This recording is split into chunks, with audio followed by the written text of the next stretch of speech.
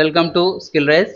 ఈరోజు టాపిక్ వచ్చేసి sum count మీద ఒక ఫార్ములా చెప్తాను, ఓకేనా. సమ్ ఇఫ్, కౌంట్ ఇఫ్, ఓకేనా. సో ఇది చాలా సింపుల్ అమ్మా. ఇప్పుడు మనకి ఫస్ట్ మనం ఏం చేయాలంటే ఈ డేటాని మొత్తం సెలెక్ట్ చేసుకోవాలి. సెలెక్ట్ చేసుకొని ఇక్కడ మనము ఫార్ములా ట్యాబ్లో డిఫైన్ నేమ్ అనే ఐడియా ఉంది కదా. సో డిఫైన్ నేమ్ లేదు అంటే ఇక్కడ క్రియేషన్ ఫ్రమ్ సెలెక్షన్ ఉందా, సో దీని మీద క్లిక్ చేయాలి. సో క్లిక్ చేస్తేనే మనకి ఇక్కడ మనకి ఏది పైన ఉంది కదా. సో ఇక్కడ హెడ్డింగ్స్ ఎక్కడ ఉన్నాయి, పైన ఉన్నాయి. సో నేను ఇక్కడ టాప్ రో మీద క్లిక్ చేస్తున్నా. సో ఇది క్లిక్ చేసి ఓకే మీద క్లిక్ చేసిన.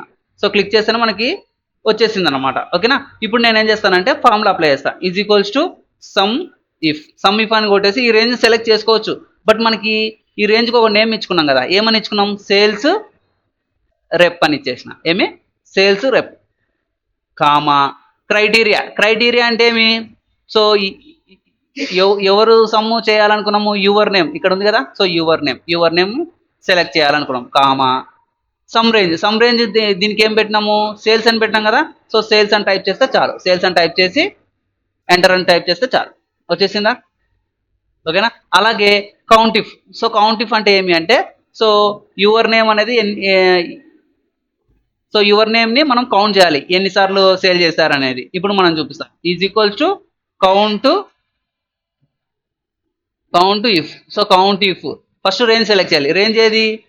సేల్ రిప్పే కదా. సో సేల్ రిప్ అనమాట, ఓకేనా. సేల్ రిప్ కామా క్రైటీరియా ఏది? సో ఇదే కదా యువర్ నేమ్. So enter. ఎన్ని?